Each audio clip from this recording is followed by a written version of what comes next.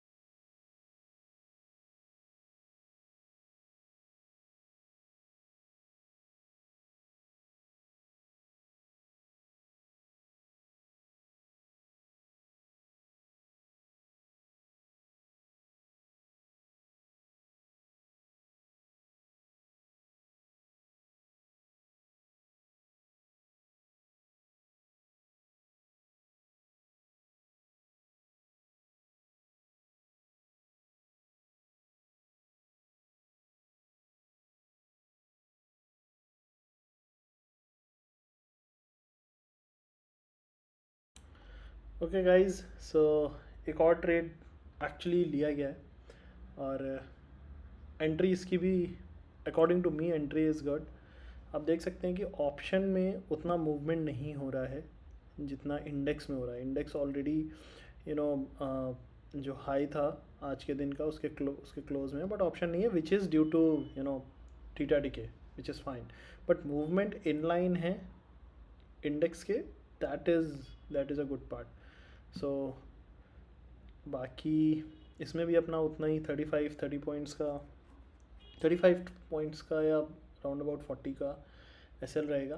Target 120 या 100 points, वो actually मैंने ये क्विक ट्रेड से प्लेस किया है, जिसमें कि स्टॉप लॉस और टारगेट एक साथ लग जाता है, तो इसलिए आपको दिख रहा होगा कि ऊपर टारगेट भी 616 समथिंग का लगा है, बिकॉज 596 का ये प्राइस मिला है, बाइंग प्राइस है। So let's see. अब देखिए मैंने क्या, अपना जो ट्रेड हिट हुआ था, और हाँ एक चीज़ और इसमें ना, मैंने बिकॉज अपना एंट्री पॉइंट जहाँ पर लिया गया है वहाँ पे मैंने जो स्ट्राइक प्राइस है वो चेंज कर दिया। तो पहले था 54,900 का कॉल था, बिकॉज मैं वो डेल्टा देख के लेता हूँ। So delta is more than 5.5, तो उसको मैं कंसिडर करता हूँ। तो इस केस में क्या हुआ कि मैंने कहा 55,000 का कॉल सही रहेगा। हाँ मैं ये कह रहा था कि अब जो पहला ट्रेड अपना स्टॉप लॉस हिट हुआ, वो बेसिकली मार्केट के नेचर की वजह से हिट हुआ कि मार्केट उतना एक बार में मूव नहीं दे पाया और बहुत स्लो था, और वो हिट हो गया। अब देखिए मार्केट फिर से दोबारा यहाँ पर इसने एक कैंडल बनाई है, which is getting near to the all time high. The strike price as well as the index, spot and strike both आप देख सकते हो कि सेम आज के दिन के हाई पर हैं। तो यहाँ पर मतलब इस स्ट्रेंथ के साथ ये कैंडल जो बनी है, आई एक्सपेक्ट कि नेक्स्ट 2 या 3 कैंडल में ये अपना टारगेट हिट करेंगी। अगर नहीं करती हैं so that will create a you know एक डाउट क्रिएट हो जाएगा। डाउट तो नहीं बोलेंगे कि इतनी स्ट्रेंथ के बाद जब मार्केट में 15 मिनट्स की कैंडल इतनी स्ट्रेंथ पे बनती है, और अगर ये हमें सही क्लोज दे देती है, तो अभी भी इसके क्लोज होने में अराउंड 9 मिनट है। तो 9 मिनट में हो सकता है कैंडल वापस रिवर्स हो जाए या डोजी बन जाए, बट अगर ये यहाँ पे क्लोज देती है तो प्रोबेबिलिटी रहेगी कि ऊपर ये हिट हो।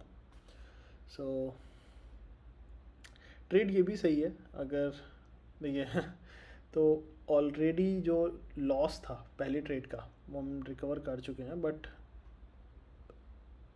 ट्रेडिंग में आपके पहले क्या हुआ है उससे आपको इफ़ेक्ट नहीं होना है। तो अगर आपको लगे कि नहीं यार पहला लॉस कवर हो गया, लो एग्ज़िट कर देते हैं, ऐसा मत करिएगा।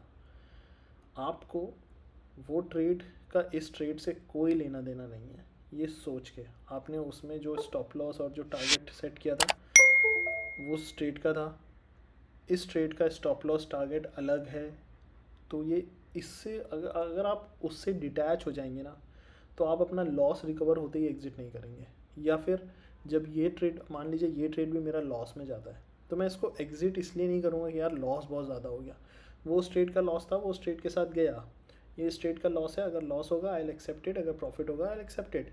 वो नेट में दोनों ट्रेड के नेट ऑफ में मुझे क्या मिलता है, प्रॉफिट या मिलता है लॉस मिलता है, वो डे में वो बेसिकली आपको एक ये बोल सकता है कि आप उसे ये सीख सकते हो कि हाँ एक में प्रॉफिट हुआ एक में लॉस हुआ। बट आप अगर ये सोच के बैठ रहे हो कि उस ट्रेड का लॉस इस ट्रेड में मुझे कवर करना है या रिकवर करना है, तो फिर आप गलत जा रहे हो। बिकॉज ये ट्रेड उस ट्रेड से या कोई भी ट्रेड पुराने ट्रेड से कोई रिलेशन नहीं होता है, तो साइकोलॉजिकली भी आपका कोई रिलेशन नहीं होना चाहिए। So once you get into the trade, you just focus कि हाँ ये ट्रेड यहाँ पर गलत, यहाँ पर मेरा स्टॉप लॉस रहेगा, यहाँ पर टारगेट रहेगा। आप ओवरऑल प्रॉफिट में रहोगे लॉस में रहोगे, वो साइकोलॉजिकली आपको इफेक्ट नहीं करना चाहिए कि हाँ ओवरऑल तो मैं प्रॉफिट में रहा। आपने 2 ट्रेड लिए, हो सकता है दोनों लॉस चले जाए, हो सकता है दोनों प्रॉफिट चले जाए, बट दूसरा ट्रेड कभी इस वजह से नहीं लेना कि मुझे पहले ट्रेड का लॉस रिकवर करना है, because that will called and revenge trading और ईगो ट्रेडिंग। उस तरह की ट्रेडिंग में आपका अकाउंट ब्लो हो सकता है। क्योंकि फिर आप दूसरा भी अगर लॉस में गया, फिर आप तीसरा इस वजह से लोगे कि मुझे 2 ट्रेड का लॉस रिकवर करना है। लॉस रिकवर नहीं होता है। जो पुराना गया है, आपको आप सिर्फ अपने आप को इम्प्रूव करते हो कि पुराने ट्रेड में मैंने क्या गलती की थी जो इस ट्रेड में मुझे नहीं करनी है। लेकिन पुराने ट्रेड का लॉस आपको रिकवर नहीं करना है कि मैंने जनवरी में जो लॉस किया था मैं फरवरी में रिकवर करूँगा, नहीं। जनवरी का लॉस जनवरी के साथ गया, फरवरी का लॉस फरवरी के साथ जाएगा, या फरवरी का प्रॉफिट फरवरी में रहेगा। क्योंकि अगर आपका साइकोलॉजिकली ये हो जाएगी ना कि मुझे लॉस रिकवर करना है, तो फिर आप ट्रेड पे ट्रेड लेते रहोगे, फिर नंबर ऑफ़ ट्रेड्स आपके बढ़ जाएंगे, और फिर वो आपका जैसे ही लॉस रिकवर होगा आपको लगेगा अब एग्जिट कर देते हैं, मेरा लॉस तो आ गया। बट नहीं, आपको you need to be a trader, not like कि हाँ मेरा पैसा आ गया मैं घर जाता हूँ। क्योंकि कल आप फिर आओगे, फिर डुबाओगे, और फिर आपको लगेगा कि एक और ट्रेड ले लेते हैं, उसमें वापस आ जाएगा। तो कई बार ऐसा होता है कि आपने एक ट्रेड लिया, वही हिट हो गया, दैट्स इट, उसके बाद आपको ट्रेड मिला ही नहीं मार्केट में, आपने सिस्टम बंद कर दिया। So let's see. देखिए 15 यूजुअली मैं कॉल साइड 15 मिनट चार्ट्स देख कर लेता हूँ। ओके, सो हार्डली ऐसा होता है कि मैं 15 मिनट्स की कैंडल ना देखूँ या 5 मिनट्स की कैंडल देखूँ। 5 मिनट से नीचे टाइम फ्रेम में तो मैं देखता ही नहीं हूँ, बिकॉज मैंने बोला मैं स्कैल्पिंग तो नहीं करता हूँ। स्कैल्पिंग जो स्कैल्पर्स होते हैं वो 1 मिनट 3 मिनट 1 मिनट बेसिकली जाते हैं। स्कैल्पिंग मुझे ऑनेस्टली मुझे बहुत डिफ़िकल्ट लगती है, और वो ना आपकी साइकोलॉजी बहुत ज़्यादा डिस्टर्ब कर देती है, because I work on risk reward. जैसा कि शुभाशीष भाई एक्चुअली बोलते हैं कि आपका रिस्क रिवॉर्ड बहुत अच्छा होना चाहिए, तो उसमें आपके number of trades, winning trades अगर कम भी होंगे फिर भी आप प्रॉफिटेबल रहोगे। So I work on that psychology, and I trade according to that psychology, or better to say I try to trade on that psychology कि मेरा रिस्क रिवॉर्ड बेटर हो। तो इसमें भी अपना रिस्क वही है 35, और जो रिवॉर्ड रहेगा अराउंड 100 पॉइंट्स के अराउंड रहेगा। So let's see. अभी भी 4 मिनट है इस कैंडल को क्लोज होने में, लेकिन ये कैंडल की स्ट्रेंथ बता रही है कि मार्केट अब अपने फेवर में ऊपर की तरफ जितना मुझे चाहिए उतना मूव हो सकता है। बाकी कोई गारंटी नहीं है, हो सकता है हो सकता है ना हो। सो लेट्स सी, जैसा होता है मैं आपको फिर अपडेट करता हूँ।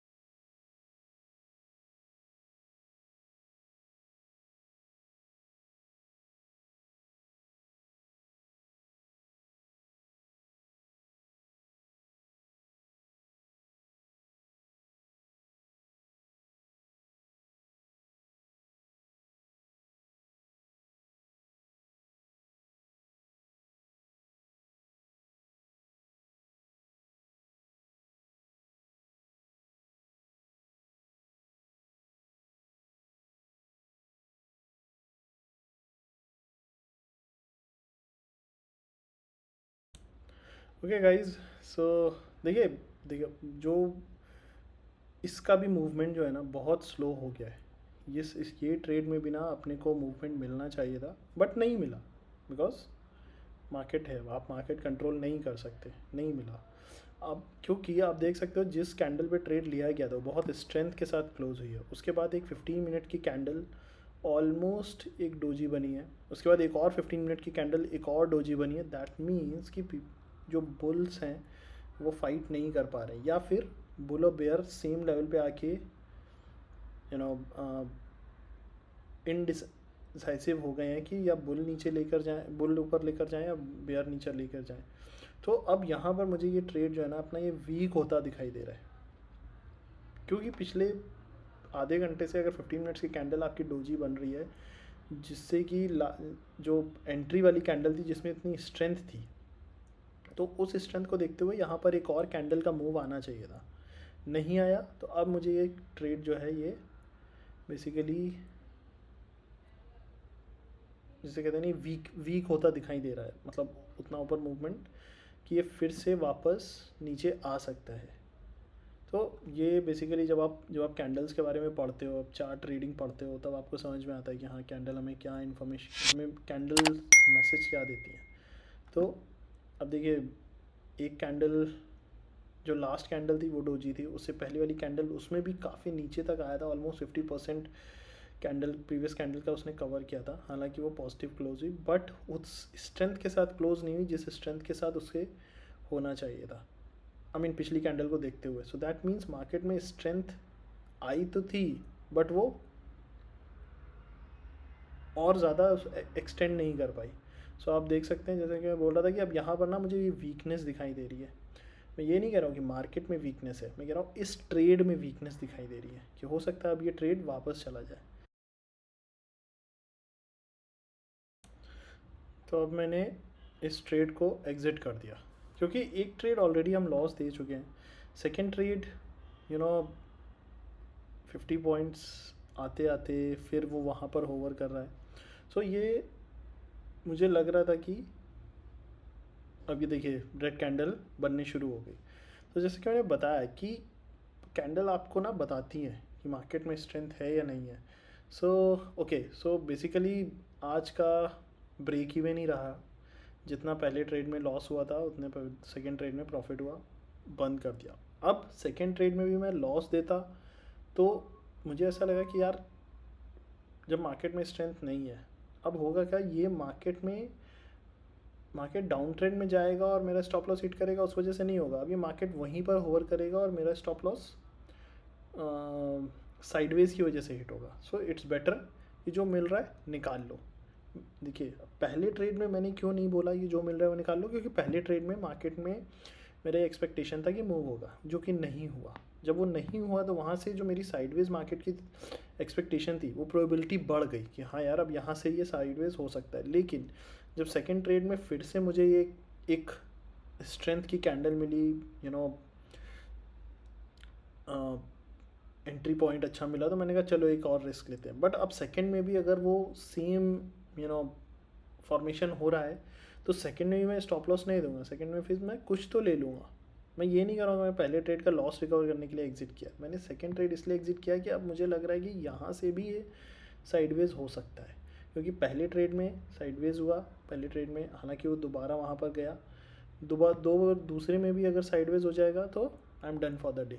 सो दैट मीन्स कि आज का डे अपना ब्रेक इवन पे ही क्लोज किया गया। Okay, so it's okay, no problem. अभी देखिए ये कैंडल, मतलब मुझे लग रहा है हो सकता है ये ऊपर चली जाए, I am not, nobody knows the market, but यहाँ पर काफ़ी देर से ओवर करने के बाद मैं इस पर जो मेरा कॉन्फिडेंस था मार्केट ऊपर की तरफ मूव होने का, वो थोड़ा सा कम हो गया। सो जैसे कि आपने देखा होगा स्टैटिस्टिक्स में एक वर्ड होता है confidence level, so confidence level कम होने का मतलब था कि अब यहाँ से मार्केट साइडवेज जाएगा because of it's last 15 minutes candle formation. तो जैसे कि आप देख सकते हैं मार्केट ये कैंडल भी धीरे धीरे नीचे की तरफ आई, हो सकता है ये अगली कैंडल बने यहाँ से थोड़ा और पुश आए, फिर से वो रेड बने, रेड ग्रीन मतलब साइडवेज की तरफ मार्केट मूव हो जाए। ऑलरेडी यहाँ पर अभी 11:30 हो रहा है, तो बेसिकली आफ्टरनून सेशन तो वैसे भी थोड़ा सा यू नो कम वो रहता है मूवमेंट वाला। या फिर हो सकता है towards the end of the day अब एक मूवमेंट आए, बट मेरा जो most of the my trades रहते हैं वो सुबह के अर्ली आवर्स में ही रहते हैं। आई मीन 9:30 के बाद और 11-11:30 तक मेरे ट्रेड्स अब मुझे मिल जाते हैं। अगर नहीं मिले तो भी इट्स ओके, मिल गए तो well and good. So basically आज अब ये मैं सिस्टम क्लोज करूँगा। अब अगर मैं सिस्टम के सामने बैठूँगा तो नेक्स्ट ग्रीन कैंडल में मैं एक ट्रेड बुक कर दूँगा, जो कि मैं नहीं चाहता। So that's it guys, break even पे डे क्लोज करते हैं। कल फिर मिलेंगे, will try to record every day and hopefully will become a good trader someday. Okay, yeah, see you guys, it's okay, bye, take care.